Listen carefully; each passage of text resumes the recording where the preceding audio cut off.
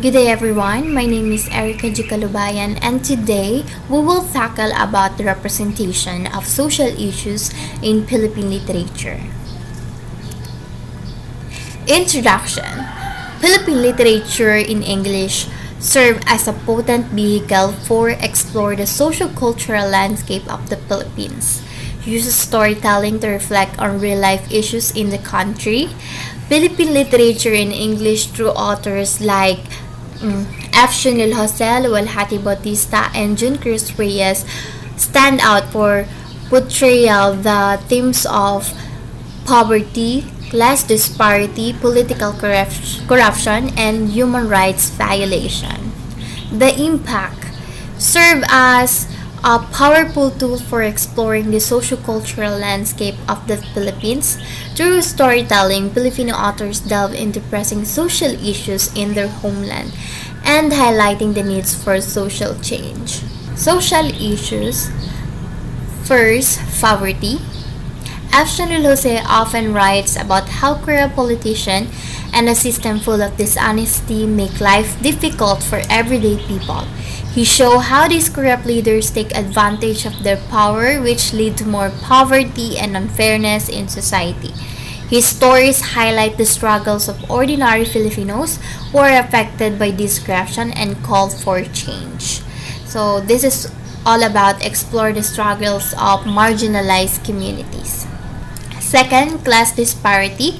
In his work, F. Shanil Jose often showed the clear gap between rich and poor people in the Philippines. He highlights how this divide affect the lives and shape who they are, influencing their opportunities, relationship, and social status.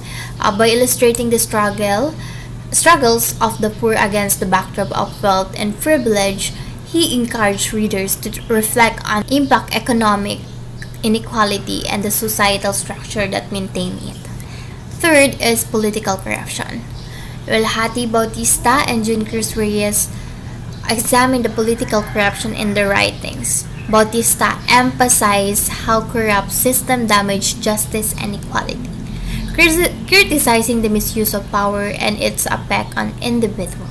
In contrast, Reyes show how systematic corruption lead to a larger social issues that impact the lives of ordinary Filipinos and intensify their struggles. Together, they stress the urgent the needs to address corruption and influence on daily life. It's all about critics the abuse of power and systematic corruption. Fourth, human rights violation.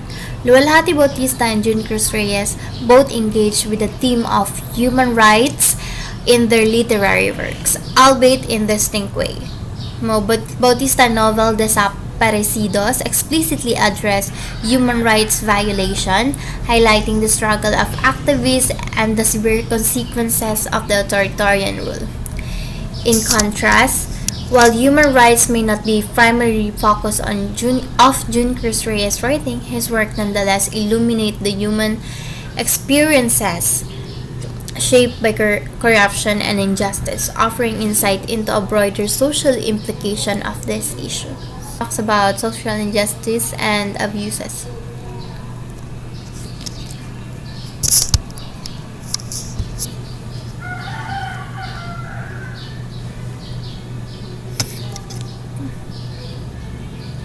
Here are the benefits of addressing social issues in the Philippines.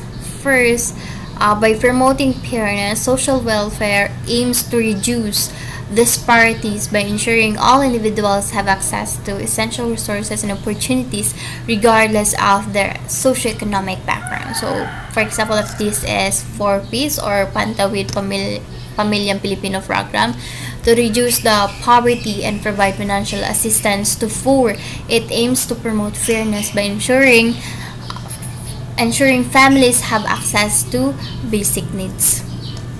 National awareness literature serves as a mirror of society, reflecting the complexity of social issues. By engaging with these narratives, readers become more aware of the challenges faced by various sectors of society, promoting a deeper understanding of reality. Literary works can also serve as educational tool, introducing readers to critical social concepts, encouraging critical thinking. They can use in academic setting to teach about societal problems and importance of human rights, governance, and responsibility. Lastly, literature often optional for conversation about typical topics. Allowing for diverse perspective, it encouraged dialogue among different groups within the society, leading to a more inclusive discourse on how to address these challenges effectively. Here are the notable authors, works, and their contributions. Efshanel Jose was born on December 3, 1924 in Rosales, Pangasinan. He grew up poor but was educated. Jose showed interest in reading, which his mother nurtured by giving him books despite of their poverty. He started writing as a schoolboy. He was conferred the title National Artist for Literature in 2001. He examined also the effect of colonialism and class struggles on Filipino society. But sadly, he died on January 6, 2022 at the age of 97. Efshanel Jose is a renowned Filipino writer, novelist, a cultural historian for his profound exploration of Philippine society, history, and class struggle through his literary works. Jose addressed the struggle against colonialism and oppression in the Philippines. Efshanel Jose, his best known work for Rosala Saga. Jose always credited his mother, Sophia, as one of his greatest influence. So, this inspiring Rosala Saga, Jose ancestral past, Andalus, his family experience has always touched him deeply. He recalled how his grandfather, who was a soldier in the Philippine Revolution, took him to the land that their family used to sow. He emotionally shared with the 5-year-old Jose how it was forcefully taken from them by the wealthy mestizo landlords. This recurring theme of oppression would mark his life work. Authors of Rosales Saga address social inequalities and the struggles of Filipino people. He also contributed significantly to discussion on national identity and social justice. Hati Bautista, she was born on December 2, 1945 in Tondo, Manila, Philippines. He was a journalism student at the Lyceum University but dropped out because she had always wanted to be a writer. Hati Bautista was a Filipino writer, novelist, feminist, and activist writer whose works such as Dekada 60, Bata-Bata Paano Ka Ginawa, address issues of gender and social justice. Her story usually feature a strong female protagonist, with plots revolving around the theme of social injustice, activism, and women empowerment. Luwalhati known for works like Bata-Bata Paano Ka Ginawa and Dekada 70, novel shed light on the oppression faced by women as well as the social and political struggles during the martial law period. The struggle of a mother during the martial law period in the Philippines, Bata-Bata Paano Ka Ginawa, released in 1984. It is the story about a mother named Leia. She's an independent mother trying to figure out how to balance being a good mom and having career in a male-dominated environment. This book also a reminder of how strong and brave women can be, believing that women are capable of doing things that are traditionally done by men. Also, Dekada 70 that address political oppression and the fight for democracy. The story focuses on Amanda, a mother of 2 sons who tried to keep her family together and figure out who she is as a wife, and women especially during the martial law. What makes the Dekada 70 special is that it emphasized that women should have freedom to think, make choice and shape their own lives without feeling pressure to conform to society expectation of what a woman should be. Amanda as a mother became an empowered woman and discovering her voice and identity beyond traditional roles. So here are the 5 key reminder from Dekada 70 by Luwalhati Bautista and why Filipinos should read or reread it. Luwalhati Bautista tell us a woman is not just a mere woman or babae lang.